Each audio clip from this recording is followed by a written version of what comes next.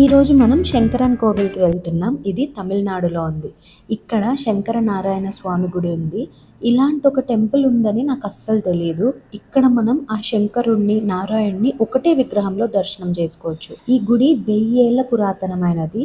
ప్రపంచంలోనే ఇలాంటి గుడి ఎక్కడా లేదు. ఎంతో పుణ్యం చేసుకొని ఉండాలి. అందుకే అన్ఎక్స్పెక్టెడ్గా ఈ గుడికి వచ్చాను నా బర్త్డే రోజు.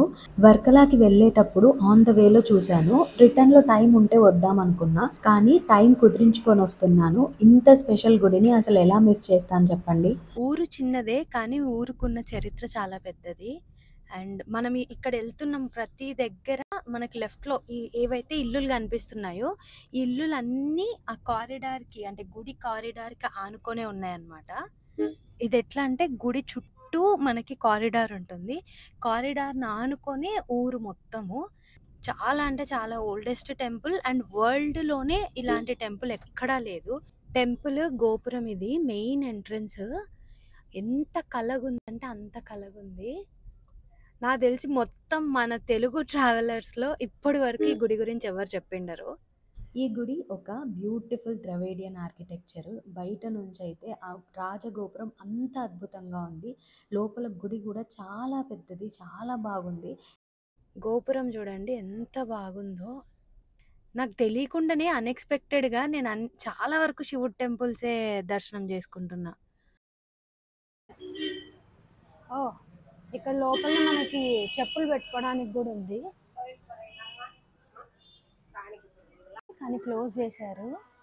బాగానే మెయింటైన్ చేస్తున్నారు. ఇక్కడికి ఎక్కువ సర్పదోష నివారణ కోసం వస్తారనమాట. వచ్చి దేవుడికి చెయ్యి, కాలు, నాగపాము పడగ సిల్వర్ది దేవుడికి సమర్పిస్తారనమాట. ఇక్కడ పూజ చేస్తారు. మనం లోపలికి వెళ్ళి దర్శనం చేసుకుందాము. లోపల ఫోన్ అలో ఉందా లేదా నాకేం తెలీదు, పోయి చూద్దాం. ఎంత ప్రశాంతంగా ఉందో. బాగా మెయింటైన్ చేస్తున్నారు. మొత్తం కారిడార్ పైన చూడు, తమిళ్లో రాశారు కానీ అంత కారిడార్ కూడా అంత బాగుంది. ఓ, చాలా బాగుంది. మనకు తెలియని థింగ్స్ చాలా ఉన్నాయి. ఎంత బాగా మెయింటైన్ చేస్తున్నారు. ఇంకా నేను మార్నింగ్ టైం వస్తే ఇంకా క్లియర్గా కనిపించేవి.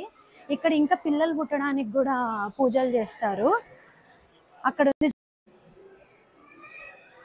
నేను చెప్పాను కదా, సర్పదోష నివారణ కోసం వస్తారనమాట. పాము పడగ అండ్ కన్ను, కాలు ఇవ అన్ని సిల్వర్వి దేవుడికి సమర్పించి పూజ చేయించుకుంటారు. ఓ, ఎంత బాగుంది అసలు, నేను ఎక్స్పెక్ట్ చేయలేదు. ఈ గుడిలో మనం గోమతి అమ్మని కూడా దర్శనం చేసుకోవచ్చు. గోమతి అమ్మకి జూలైలో 10 days ఇక్కడ చాలా పెద్దగా ఉత్సవం చేస్తారు. మీకు టైం ఉంటే ఒక్కసారి ఈ గుడి గురించి ఇంకా సెర్చ్ చేయండి, చాలా తెలుసుకోవచ్చు ఈ గుడి గురించి. మన దర్శనం అయితే చాలా తొందరగా అయిపోయింది. ఇంకా ఉండాలి అక్కడే అని అనిపించింది. ఇదంతా టెంపుల్ బయట ఫస్ట్ కారిడార్, దీని తర్వాత ఎంట్రీ టెంపుల్. ఇది ఇక్కడ అంతా తమిళ్లో రాశారు, మనకేం తెలీదు.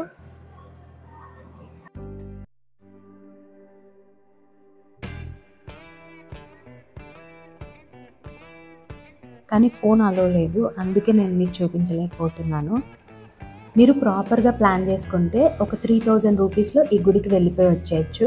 గుడికి నియర్ బై మనకి ఉండడానికి స్టేస్ ఉన్నాయి. లేదు అని అనుకుంటే ఫ్రెష్ అవ్వడానికి అక్కడ 50 రూపీస్ ఇస్తే అక్కడే క్లాక్ రూమ్స్ ఉన్నాయి, అక్కడ ఫ్రెష్ అయిపోవచ్చు. బ్యాగ్స్ కూడా మీరు అక్కడే పెట్టచ్చు. లేదు అంటే మదురైకి వెళ్ళినప్పుడు ఈ గుడిని కూడా కవర్ చేసి వచ్చేయండి.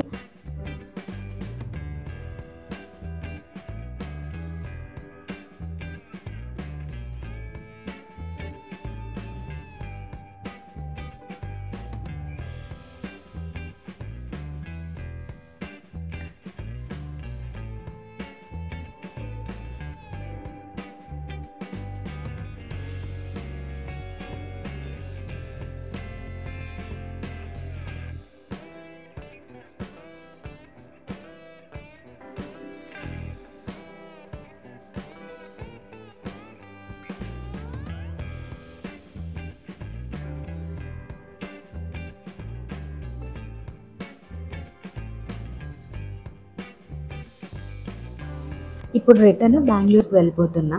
ఈ గుడికి మీరు వెళ్ళాలనుకుంటే మీరు ఎక్కడ ఉన్నా మదురైకి వెళ్ళిపోండి ట్రైన్‌లో. అక్కడి నుంచి మీకు బసెస్ ఇంకా ట్రైన్స్ ఉన్నాయి. బస్ జర్నీ అయితే 4 గంటలు పడుతుంది. ట్రైన్ జర్నీ అయితే 2, 2½ అవర్స్ పడుతుంది. మీలో ఎంతమందికి ఈ టెంపుల్ గురించి తెలుసో కామెంట్ చేయండి.